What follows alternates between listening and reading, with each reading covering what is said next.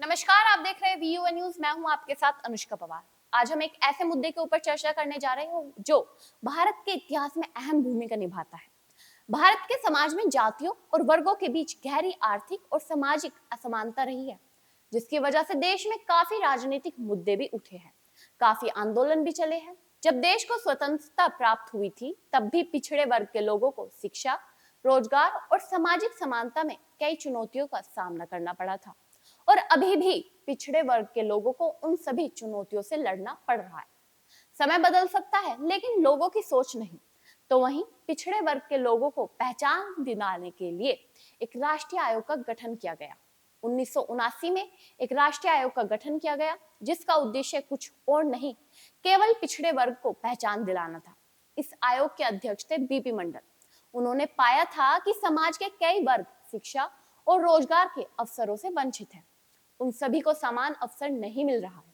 उन सभी को इंसाफ दिलाने के लिए उन्होंने एक आयोग बनाया और बीपी मंडल के नाम से, अपने नाम से प्रेरणा लेते हुए मंडल कमीशन इसका नाम दिया। अपनी रिपोर्ट 1980 में ये प्रस्तुत की, जिसमें ओबीसी यानी कि अन्य पिछड़ा वर्ग के लोगों के लिए 27% यानी 27% आरक्षण की सिफारिश की गई थी। यह सिफारिश आर्थिक और सामाजिक न्याय की दिशा में एक महत्वपूर्ण कदम थी। अब इसके उद्देश्य की बात करें तो इसका लक्ष्य सिर्फ सामाजिक न्याय का था।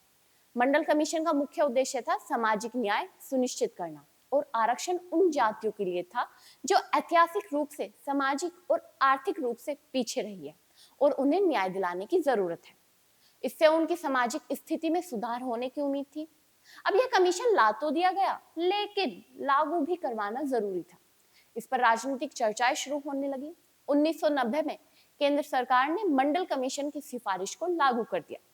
इससे देश में एक नई बहस शुरू हो गई। कुछ लोग इसे स्वागत योग्य कदम मानते थे, तो अन्य इसे विवादित करार देते थे। अब जब यह लागू हो गया तो इस पर प्रतिक्रिया भी काफी सामने आई।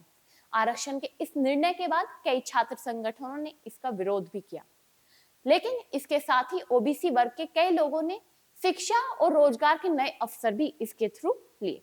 उनकी आर्थिक स्थिति में भी सुधार हुआ, जिससे इस कमीशन में आने वाले जितनी भी वजह थी वो सारी पूरी की गई कि रिजर्वेशन मिलने से लोगों को फायदा हो रहा था। लेकिन आज भी मंडल कमीशन की सिफारिशें हमारे समाज में चर्चा का विषय बनी हुई है। क्या हम सही दिशा में जा रहे हैं? क्या आरक्षण नीति को फिर से समीक्षा करने की आवश्यकता है? ऐसे सवाल आज भी देखने को मिलते हैं कि क्या मंडल कमीशन की सिफारिश सही थी। आपके इसके ऊपर क्या विचार है, हमें कमेंट करके जरूर बताएं। ऐसी तमाम खबरों के लिए देखते रहिएगा वीयूए न्यूज।